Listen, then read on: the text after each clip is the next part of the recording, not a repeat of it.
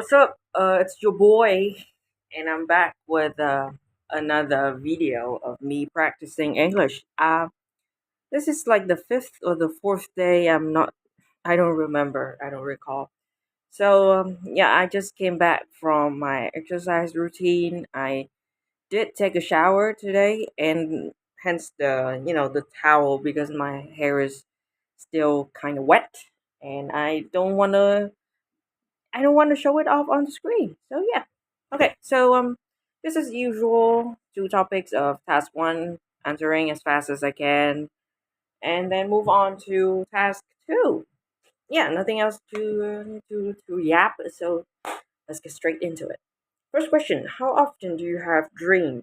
Mm, I'm a deep sleeper, so whenever I close my eye, and then I open it, it's 8 or 9 hours has passed and I don't recall I had that much dream. But when I am dreaming, oh yeah, that is the second question actually. So when I am dreaming, it is often about things that just doesn't make sense at all. Like there was one time I was having a dream where I was chased by a horde of zombies, and then I tried to fight it off, but it just didn't work, and so I was saved by literally an eagle from the sky, and I just fly everywhere, and that's it. I felt the wind, and then a sudden drop, and then I woke up. So none of my dream makes sense at all.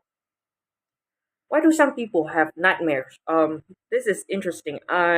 I came across an article that said if you are too stressed, or if your day has something that makes you really impressed, but in a negative way, then that night you will have a nightmare about that exact same thing. But some other people would blame it for other supernatural phenomena. Like for example, a bad dream is the sign that you are going to have bad luck, or it is bad omen in maybe in the future. But I'm not really sure. There's just no scientific evidence for that whatsoever. Is dreaming important to our well-being and health, and why? Yeah. Well, if I am to reflect on myself, I'm not really sure of the benefits of dream, because the important thing here is that we have healthy sleep and not dreaming. Dreaming is just like the unwanted byproduct of that, and I'm not really sure if dreaming have had and had any meaning to to to us being healthy at all. But if I had a guess, I think that if you're dreaming, then maybe your brain are functioning well enough so that your subconscious feed you information and images and makes you dream. And that might be one thing, but I'm not really sure. I'm not a dream expert. Okay, wow.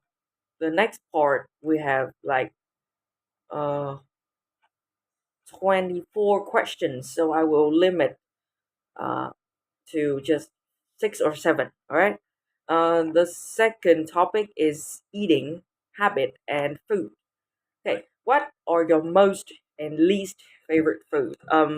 I just adore fried stuff. But with one thing inside. I may like fried chicken, but there always has to be a side of vegetable like salads or anything like that. So my favorite fried stuff would be the Vietnamese spring roll. It is consists of minced meat, glass noodles, earwood mushrooms, and just meat and a bunch of herbs and vegetable. So which makes the dish, although it is fried, seems unhealthy, but it is in fact very nutritious and healthy. Because if you eat too much fried food and you take in no fiber whatsoever, your stomach gonna feel very different and you will feel weird. But no, with Vietnamese spring roll, I've never felt that. So yeah, that's my favorite food. But my least thing on earth that I like to eat, that I hate, I just absolutely disgusted by it, is fish. I'm not a huge fan on fish. Even if it is fried, there is still this, this stinky smell that, whenever people told me to no it to just get over it and enjoy the fish on its own, I can't. I don't like fish at all. I don't like the texture of it, I don't like the smell, and I don't like the taste. There might be one or two occasion where I might enjoy a few pieces of braised fish or fried fish, but that's just really rare occasion, and I will keep on hating fish. I hate to break that to you. Yeah, second question. If you invite a friend round for a meal, what are you likely to offer him? That depends. That depends on how well I know my friend. If that is someone I really care and I have known him quite well, then I will just take him to the spot that he would like to eat. Like for example, my some of my best friends, they like going to Korean hot pot buffet, and that's just an easy choice because that's what they like, and I'm taking them there.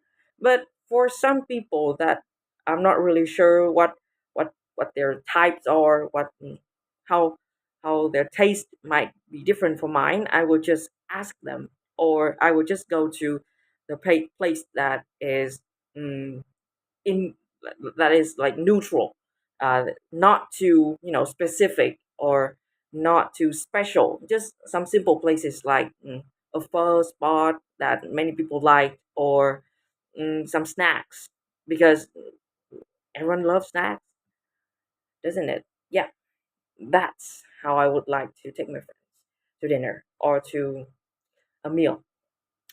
Do you prefer eating at home or in a restaurant? I'm an introvert, so I will take a day eating at home anytime. It's like a no brainer for me at this point. I really don't like calling the waiter and picking the food while they are literally standing right next to you and waiting. And I don't like to waste that much money when I can cook for myself all the time. And I'm even on some occasion I even enjoy the food that I cook for myself more compared to the restaurant thing that I can take. So yeah, I'm a home eater. A special dish from your country you would recommend to a visitor. So you most definitely have heard of pho or banh mi, or yeah, those things you have heard about. So I will not mention that anymore. But I grew up in the northwest region, which is famous for many specialty that the foreigner might have not heard about, and one of which is really thick and really flavorful soup called canh bon.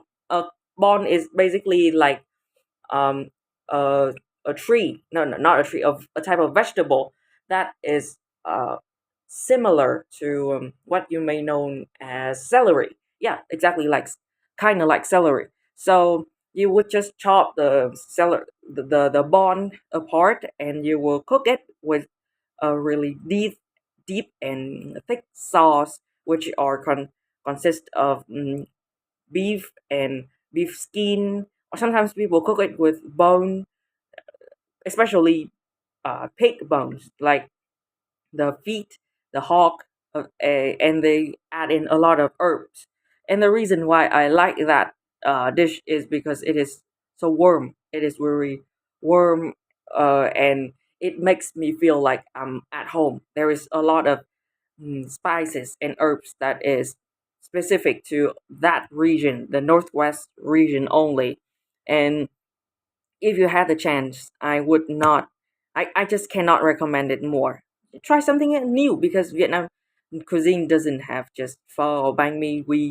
We are a well diverse country with many regions and many different types of cuisine applied to that region. Yeah. What sorts of food do you enjoy eating? Sorts of food? I've just mentioned fried stuff, but I also prefer fruit that is that is mild and like the type of salad that we often serve in Vietnam, which is called no. I don't like the Westerners salad. It's too, there's no flavor. But in Vietnam, we mix the salad with many fish fish sauce. We mix it with sugar. We mix it with peanut, which creates a new texture. And we also add in a lot of herbs, which create a feeling of, well, it's create a feeling of, yeah, I can enjoy this. It makes me feel really good to eat the no or the salad, Vietnamese salad, all the time. Yeah. So fried food and salad, the thing that I can that came up in my mind right now. Do you spend much time shopping for food? I don't like supermarket or or the market in general because there are too many people.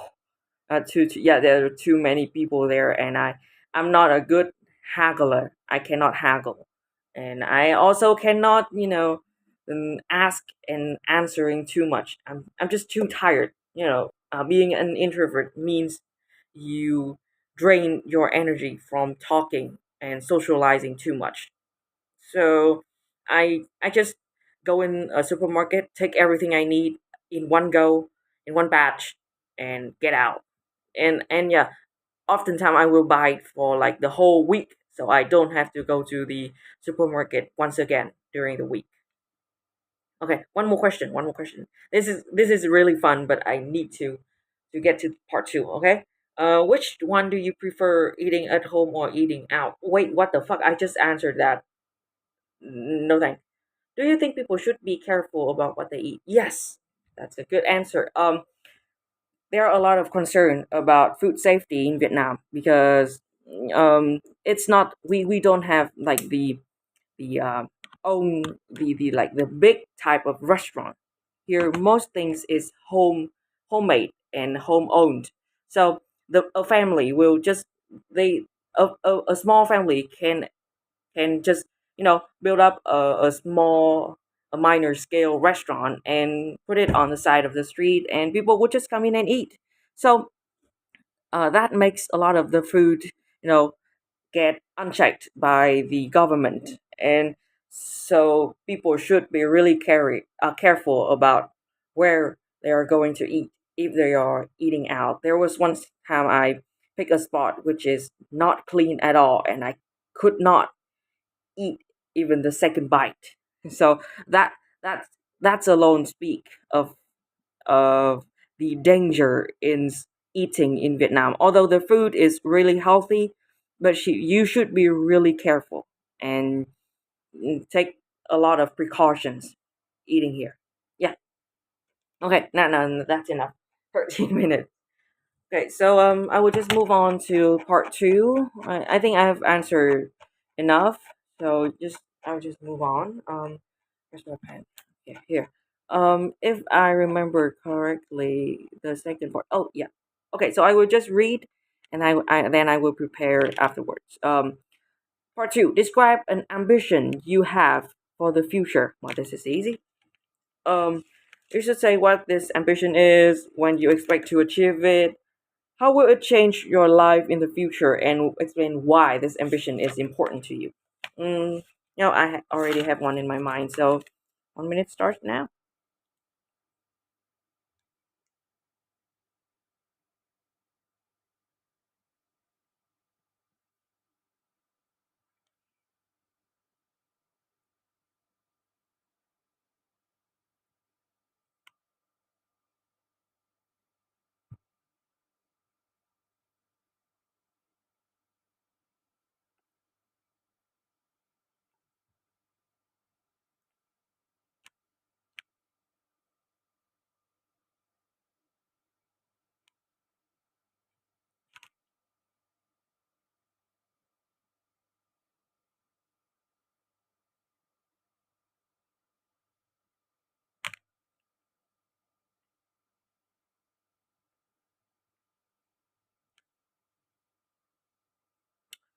Okay, let's get straight into it.